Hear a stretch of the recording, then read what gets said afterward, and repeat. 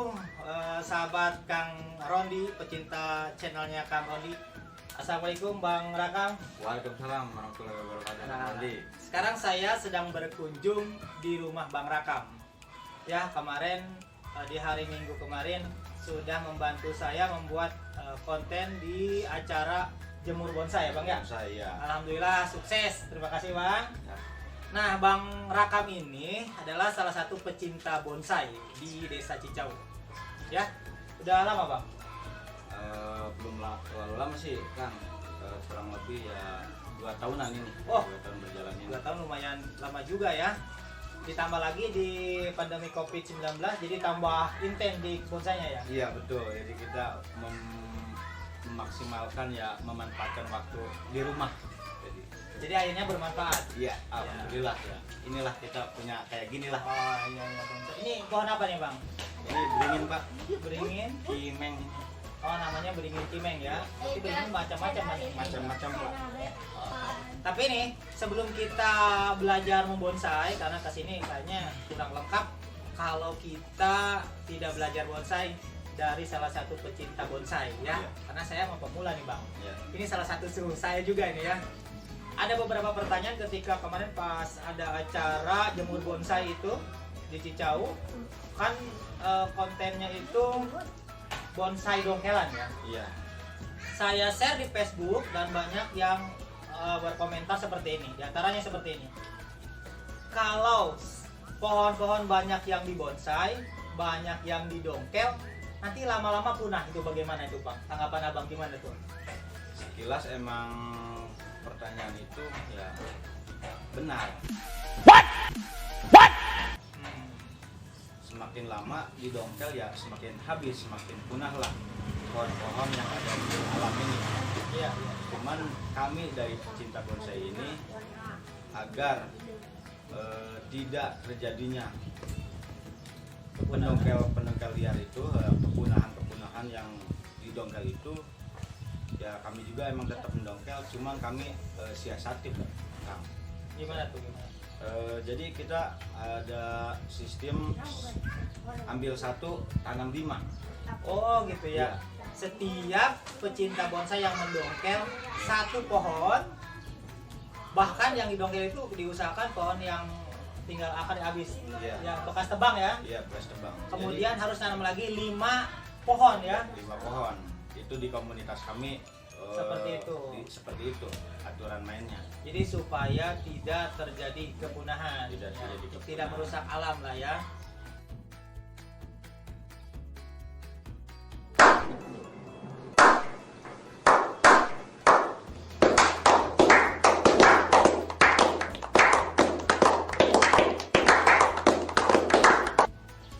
Baik, kemudian menurut Abang kenapa nih seni bonsai ini harus dilestarikan Bang?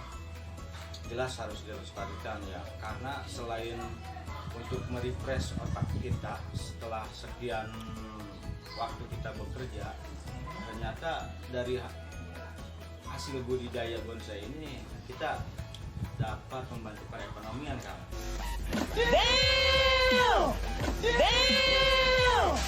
Oh iya. Gitu. Jadi kita ada sistem juga jual beli juga, jadi udah ada komunitasnya. Jadi tidak hanya sekedar hobi lah ya. Hobi, Jadi bisa juga buat usaha ya. buat usaha ini Kang, cocok ini buat usaha di waktu pandemi ini, karena maksimalkan kita waktunya di rumah. Iya betul. Nah itu seperti itu ya. Jadi di samping kita menyalurkan hobi, ternyata bisa mendapatkan juga keuntungan. Dan bahkan luar biasa nih pecinta bonsai, harga yang didapat oleh pecinta bonsai ini bisa sampai ratusan juta Bang ya? Iya betul Kang. Wah luar biasa. Dan harga yang ratusan juta itu tidak mungkin terpikirkan oleh ya saya yang pemula. Ketika saya belum tahu tentang bonsai, itu harga seperti serut ya, benar nggak Bang? Serut, kemudian rukem, itu yang biasanya nih dulu nih waktu kecilnya saya, kalau saya main ke kebun kakek ya, kemudian saya nginjek duri rukem, aduh saya kesel banget itu, sakit banget ya. Iya. Padahal saya sudah pakai sendal yang tebal tapi masih kena juga ya. Iya. Jadi kalau semua orang berpikir bahwa tanaman rukam itu, Apalagi serut tuh Kang.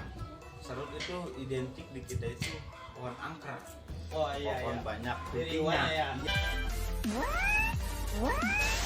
Iya. Iya itu. Jadi lama-lama kalau orang berpikir bahwa si tanaman itu seperti rukam dan serut itu tidak berguna, Iya.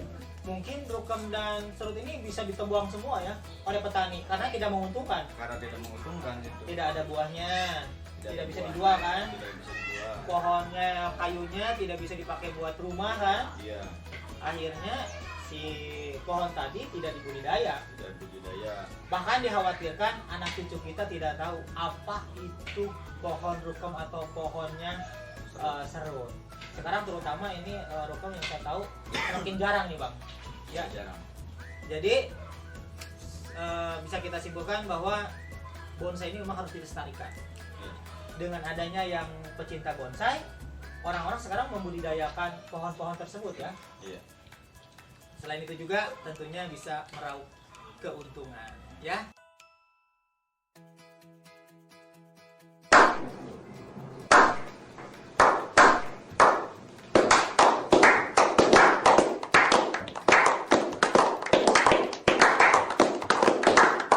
Nah sekarang kita akan belajar apa nih bang? Sekarang kita akan belajar apa ya ini?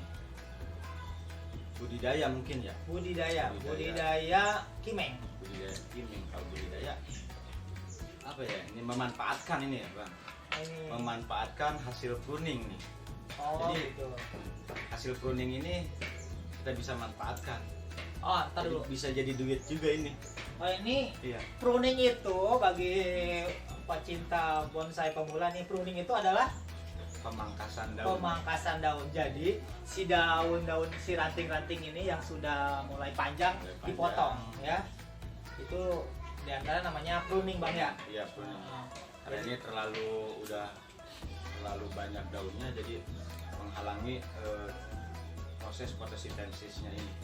Jadi Jadi sinar mungkin- matahari nggak masuk ke menghalangi ini ranting-rantingnya, ya. iya. Jadi banyak yang mati kalau misalnya Oh gitu. ini nggak dipruning. Jadi jadi hasil pruning ini diapain ini bang? Ini bisa dimanfaatkan, ini bisa jadi duit ini kan. Oh gini doang ini. Iya, ini bisa jadi duit.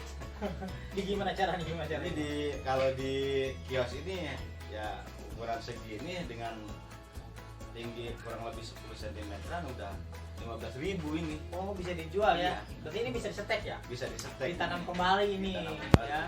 Ditanam kembali, disetek, kemudian bisa dijual, diperbanyak ya. Diperbanyak. Betul. Nah berhubungan dengan ini apa? Apa hubungannya hasil pruning ini?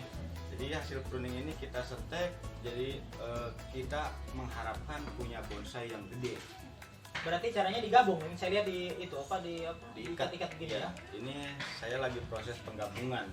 Ini juga hasil dari budidaya juga ini. Dari setek ranting-ranting yang sudah panjang kita tanam selama kurang lebih 3 bulan. Ya tumbuh banyak akar, baru kita gabung-gabungin, kita bentuk. Jadi kalau kita mengharapkan untuk punya bonsai besar gitu ya, apalagi jenis kimeng kan gampang gitu. Ya. Kita jangan, kalau untuk punya yang besar itu terlalu lama menunggu. Kalau misalnya kita nanam dari segini, Ya. jadi kita untuk mengakalinya dan menyiasatinya kita bisa sistem gabung kalau untuk tikus.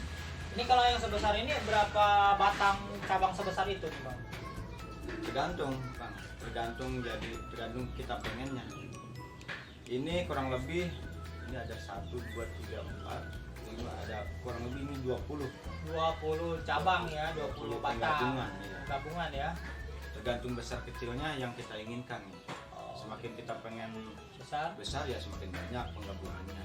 Ini udah nempel ini bang? Ini belum, masih proses. Belum nempel ya. Kurang lebih proses penggabungan itu sampai 1 tahun maksimal. Rapat itu bisa rapat, 1 tahun. kambiumnya itu ke 2 tahun. 2 tahun. Jadi 2 itu tahun. yang tadinya beberapa pohon ya. Jadi disatukan jadi 1 pohon akhirnya. 1 pohon ini. Oh begitu ya. Iya. Ini jadi memaksimalkan ya hasil ya. pruning ini. Iya. Kalau kita tidak tahu ilmunya kan ini dibuang aja. Iya betul. daripada kita dibuang kan ditancapin aja nih pohon ini gampang hidupnya, cuman ya ada teknik-tekniknya lagi ntar. Nanti ya di nanti pertemuan berikutnya ya, pertemuan Nah. berikutnya kita akan belajar cara stek atau menanam hasil pruning ya, kuning. supaya nanti jadi bermanfaat. Langsung Bang, kita praktek Bang ya. Ini emang apa pohon jenis kimang ini ya tergolong di kita ini emang nggak ada, makanya saya dan teman-teman inisiatif untuk membudidayakan pohon jenis ficus ini, namanya jenis kimang.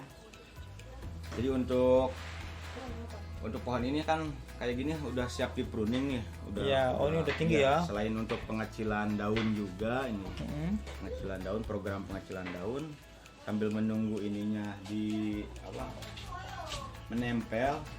Ini kita pruning dulu kayak gini sih. Contohnya ini kayak begini kan ya. Ini kita potong aja nih. Ini kayak begini bisa bermanfaat nih. Oh, satu itu doang Satu ya. ini. Nanti itu Kalau ditanam di ya. kios ini kalau Ah. beli ya, kalau beli hasil budidaya itu 15.000. 15.000 ya. 15.000, bayangin satu gini Satu 15.000 gitu doang kan. 15.000. Itu berapa itu cabang ya? Berapa potong nih? Ini udah 30.000 ini. Wah, iya ya, menguntungkan Iya. juga ya. Nah, ini bisa seperti ini nih, perhatikan ya, ini. Bisa seperti itu, diputar mungkin, Bang. Iya. Oke, ya. Nah, bisa seperti ini tuh. Hasil gabungan ini loh ternyata Iya, ya. hasil Hasil gabungan apa batang yang disetek itu ya. Jadi gini, Kang. Gimana? Di seni bonsai itu kita bukan hanya mengandalkan dongkelan aja. Kalau emang di dongkelan aja ya kita emang akan ada kepunahan. Makanya di kelompok kami di Kreatif Bonsai Cicau ini diutamakan ya untuk budidaya. Dongkel juga itu ya sekiranya emang ada bahan yang bagus, prospek ya. Kan nggak semua barang itu bisa dijadikan bonsai yang bagus. Iya. Kalau emang nggak bagus itu ya jangan didongkel gitu. Jadi ya, intinya harus dipilih juga ya. Dipilih juga, ya apalagi kayak serut kan, serut identik di kita itu pohon yang angker. Iya. Kayak rukem itu pohon-pohon yang nggak bermanfaat. Dipandangnya oleh Dipandang masyarakat. oleh masyarakat. Cuman Ternyata setelah ada seni bonsai, ada seni bonsai itu kita bisa merubahnya. Pohon yang angker, pohon yang banyak durinya seperti rukem itu, setelah kita olah kita tahu ilmu botaninya kan beda itu, penanaman di alam sama penanaman di bonsai pot juga. Kita harus tahu juga botaninya, ilmu botaninya juga, penanamannya. Jangan sampai kita udah ngambil pohon di alam, kita nggak tahu ilmu botaninya kan. iya, hanya mubazir ya. Akhirnya mubazir, jadi tumbul-tumbul juga. Betul ya. Nah, mungkin sekarang kita lihat ini Bang rakam pruning ya, supaya nanti hasilnya seperti apa nih. Yang tadinya seperti ini, kita lihat hasil akhirnya seperti apa. Oke ya, selamat menonton ya. Audio Jungle.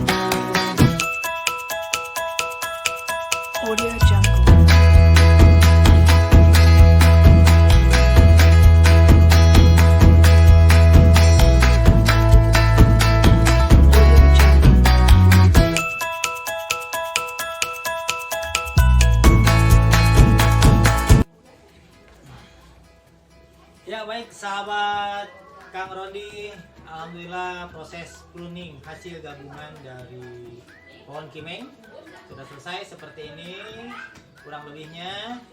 Ini fungsi pruning ini untuk memperkecil penguapan Bang ya.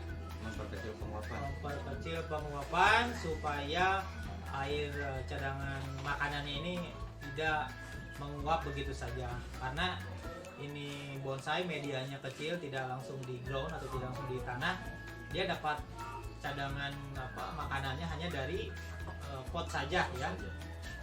Jadi diharuskan pruning ketika tanamannya sudah gondrong seperti tadi. Baik ya Bang ya. Ya. Terima kasih, semoga bermanfaat, dan ingat, seni bonsai bukan berarti merusak lingkungan ya. Semangat, salam pecinta bonsai. Assalamualaikum warahmatullahi wabarakatuh. Terima kasih Bang. Waalaikumsalam Ya. warahmatullahi wabarakatuh. Salam bonsai. Salam.